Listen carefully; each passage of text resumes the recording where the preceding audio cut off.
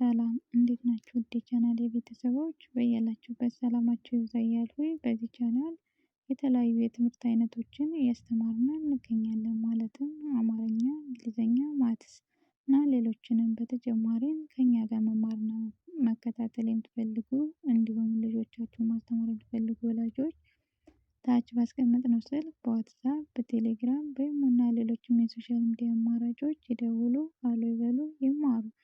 በዛሬው ቪዲዮአችን ይዤላችሁ የመጣው በሀ ፊደል ዝርያዎች ቃላት ምስረታ ነው። ባለፈው ትምህርታችን ከሀ እስከ በ ያሉ ሙሉ የአማርኛ ፊደሎቹን እንዴት መለየት እንችላለን የሚለውን አይተናል። ከሀ እስከ ፐ ሙሉ የአማርኛ ፊደሎችን አይተናል። በዛሬው ደግሞ መጀመሪያ የምናገኛት ፊደል ሀ፣ በፊደል ሀ ከነዝርያቸው ቃላት የመሰረትን እናያለን ማለት ነው። ማን ናት? ፊደል ሀ።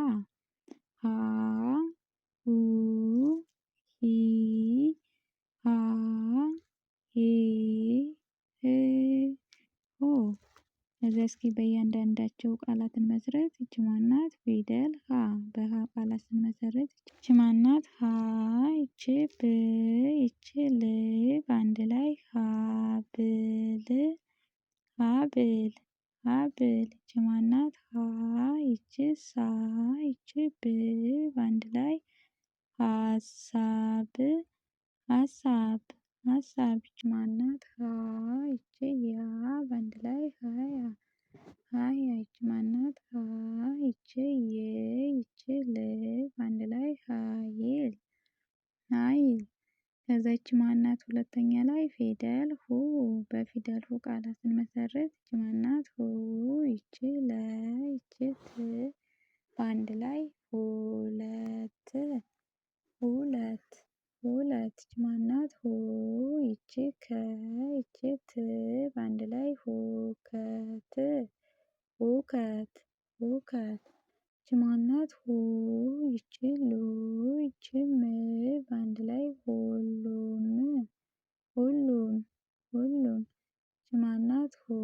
ይቺ ኔ፣ ይቺ ታ፣ ሁኔታ፣ ሁኔታ፣ ሁኔታ። ይቺ ማን ናት? ፊደል ሂ። ሂ። እስኪ በሂ ቃላት እንመስርት። ሂሳብ፣ ሂሳብ፣ ሂሳብ። ይቺ ማን ናት? ሂ። ይቺ ሩ፣ ይቺ ት፣ በአንድ ላይ ሂሩት፣ ሂሩት፣ ሂሩት። ይቺ ማን ናት? ሂ።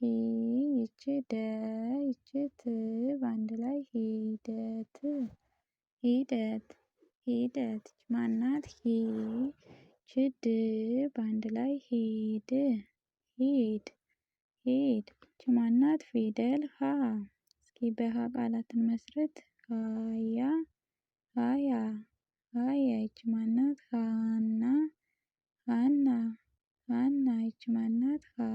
ይቺ ብ፣ ይቺ ት፣ በአንድ ላይ ሀብት፣ ሀብ፣ ሀብት። ይቺ ማን ናት? ሀ። ይቺ ይ፣ ይቺ ል፣ በአንድ ላይ ሀይል፣ ሀይል፣ ሀይል። ይቺ ማን ናት? ፊደል ሄ። በፊደል ሄ ቃላት ስንመሰርት ይቺ ማን ናት? ሄ። ይቺ ደ፣ በአንድ ላይ ሄደ፣ ሄደ። ይቺ ማን ናት? ሄ። ይቺ ለ፣ ይቺ ን፣ በአንድ ላይ ሄለን፣ ሄለን። ይቺ ማን ናት? ሄ። ይቺ ዋ፣ ይቺ ን፣ በአንድ ላይ ሄዋን፣ ሄዋን። ይቺ ማን ናት? ሄ።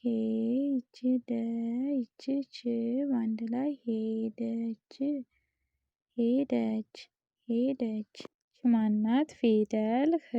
በፊደል ህ እስኪ ቃላትን መስረት። ህፃን፣ ህፃን፣ ህፃን። ይቺ ማን ናት? ህ። ይቺ ዝ፣ ይቺ ብ፣ በአንድ ላይ ህዝብ፣ ህዝብ፣ ህዝብ። ይቺ ማን ናት? ህ። ይቺ ብ፣ ይቺ ረ፣ ይቺ ት፣ በአንድ ላይ ህብረት፣ ህብረት፣ ህብረት። ይቺ ማን ናት? ህ። ይቺ ግ፣ በአንድ ላይ ህግ፣ ህግ፣ ህግ። ይቺ ማን ናት? የመጨረሻ ፊደል ፊደል ሆ። በፊደል ሆ እስኪ ቃላትን መስርት። ይቺ ማን ናት? ሆ። ይቺ ራ፣ በአንድ ላይ ሆራ፣ ሆራ። ይቺ ማናት ፊደል ሆ ይቺ ድ በአንድ ላይ ሆድ ሆድ ይቺ ማናት ሆ ይቺ ነ በአንድ ላይ ሆነ ሆነ ይቺ ማናት ሆ ይቺ ቴ ይቺ ል በአንድ ላይ ሆቴል ሆቴል ሆቴል። አማርኛ ፊደላትን መለየትና ቃላቶቹን እንደዚህ ማንበብና መጻፍ የምትቸገሩ ቤተሰቦቻችን እንዲሁም ሌሎችም ትምህርት መማር የምትፈልጉ ታች ባስቀመጥነው ስልክ ይደውሉ። እንደዚህ በቀላሉ አማርኛንም ሆነ ሌሎችን ትምህርቶችን በአጭር ጊዜ እናስተምራለን ማለት ነው። የዛሬ ትምህርታችን ይህን ይመስል ነበር። በሌላ ትምህርት እስክንገናኝ ሰናይ ቆይታ